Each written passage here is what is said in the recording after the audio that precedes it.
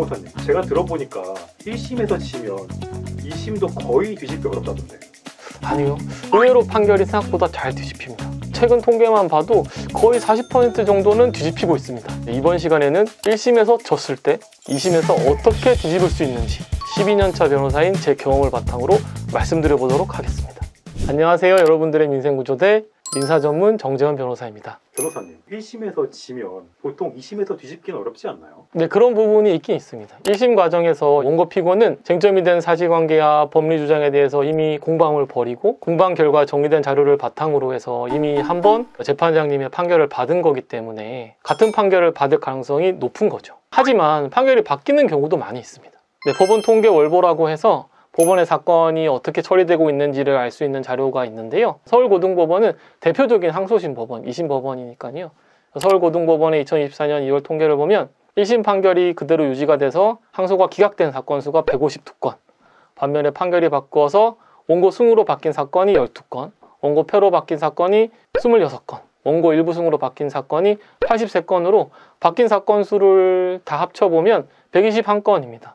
실제 통계를 보더라도 판결이 바뀌는 경우가 많다라는 걸 알 수 있습니다. 변호사님, 그러면 생각보다 이렇게 판결이 바뀌는 경우가 많다고 하셨는데, 그러면 우리가 2심을 준비할 때 좀 가장 중요하게 체크해야 될 게 어떤 게 있을까요? 네, 뭐 여러 가지가 있는데 우선은 항소장을 제대로 제출해야겠죠. 항소 기간은 판결문을 송달받은 후로부터 2주입니다. 그래서 2주가 되는 날까지 항소장을 접수해야 됩니다. 이 기간을 놓치면은 항소를 할 수 있는 기회조차 사라지기 때문에 이 기한을 꼼꼼하게 체크하셔서 제출하셔야 됩니다. 네, 그리고 무엇보다도 중요한 게 바로 이 항소 이유서인데, 항소 이유서란 1심 판결에 대해서 1심 판결이 부당하니 내가 항소를 하는 그 이유를 담은 서면이 바로 이 항소 이유서입니다. 항소 이유서가 왜 중요한가? 항소 이유서는 소송의 새로운 판을 깔 수 있는 초석이 될 수 있습니다.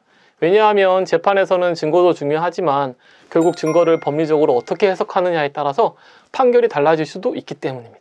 따라서 항소 이유서를 작성할 때 1심에서 어떤 오류가 있었는지를 명시하고 다른 방향으로 사건을 해석할 수 있는 주장을 제기해서 재판부를 설득하는 것이 중요한데요. 여기서 나는 1심 때 증거를 다 써서 소용이 없지 않을까요? 라고 말씀하시는 분들이 간혹 계시는데 그렇지 않습니다. 앞서 말씀드렸듯이 증거를 법리적으로 어떻게 해석하느냐가 중요하기 때문에 제출한 증거가 동일하다고 하더라도 이걸 다시 어떻게 정리하고 어떤 법리를 적용하느냐에 따라서 결론이 달라질 수 있는 거죠. 그래서 1심에서 패소했을 때 당시에 그 증거가 이 2심에서는 승소의 증거로 재탄생할 수도 있는 겁니다. 그만큼 항소 이유서를 잘 작성하시는 게 중요합니다. 변호사님, 그러면 항소 이유서를 좀 잘 작성을 하려면 어떻게 쓰면 좋을까요? 네, 이 부분은 솔직히 말씀드리겠습니다. 한번 패소한 소송을 뒤집는 게 어렵듯이 항소 이유서에서 중요한 새로운 법리를 해석하는 것은 정말 쉽지 않습니다. 그리고 항소를 하는 경우에 대부분 이 소송을 뒤집어 보겠다는 전제로 하는 거기 때문에 가능성을 높이기 위해서는 변호사를 선임하는 걸 정말 권해드리고 싶습니다. 네, 그래도 이제 혼자 사건을 준비하시는 분들께서 좀 참고가 될 만하게 제가 가지고 있는 노하우를 좀 말씀을 드리면, 시작은 1심 판결문입니다. 1심 판결문을 꼼꼼하게 읽어보고 어떤 사실관계가 인정이 되어서 어떤 법리를 적용해서 판결에 이르게 되었는지를 아주 열심히 파악을 하셔야 됩니다. 그래서 크게 두 가지 부분이 있는데요. 사실관계 인정과 법리 적용이 있는데, 먼저 사실관계 인정에 대해서 말씀을 드리면 1심에서 인정된 사실관계 중에 내가 알고 있는, 내가 주장하고 있는 사실관계가 다르게 인정된 부분이 있는지, 그리고 그렇게 다르게 인정된 이유는 어떤 건지, 그렇게 다르게 인정되는 그 과정에서 1심 재판장님께서는 어떤 증거를 좀 중점적으로 보셨고 내가 좀 제출한 증거 중에 중요하다고 생각을 했는데 그런 증거들 중에 좀 간과된 부분들이 있는지, 이런 부분들을 좀 고려를 해보셔야 됩니다.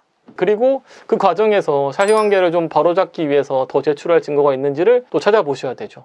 사실관계와 증거들을 좀 살펴보시고 그것들을 바탕으로 해서 증거들 중에 또 어떤 증거들은 1심과는 좀 다르게 좀 더 부각을 시켜야 될지, 그리고 또 어떤 증거들 같은 경우에는 좀 보충적인 설명이 더 필요할지를 파악하고 이에 맞추어서 사실관계를 좀 다시 정리를 해봐야 되는 거죠. 법리 적용에 있어서는 내가 주장한 법리가 왜 받아들여지지 않았는지를 검토를 해보셔야 됩니다. 그 법률에서 정하고 있는 요건에 해당하지 않는 것인지, 그게 아니면 상대방이 내가 주장하고 있는 이 법리 주장을 무력화할 수 있는 다른 주장이 받아들여진 것인지를 좀 파악해 봐야 합니다. 그리고 앞서 말씀드린 그 다시 정리된 사실관계를 바탕으로 받아들여지지 않은 법리를 계속 주장할지, 그게 아니면 적용이 가능한 다른 법리를 더 찾아볼지, 놓친 법리가 있지는 않는지, 그런 법리적인 부분들에 대해서 좀 더 고민을 해봐야죠. 말씀드린 부분을 좀 요약하면, 사실관계를 정확하게 주장하기 위해서 증거들을 좀 면밀히 살펴봐야 되고요. 또 적용 가능한 이길 수 있는 법리가 무엇인지를 더 살펴보셔야 되는 겁니다.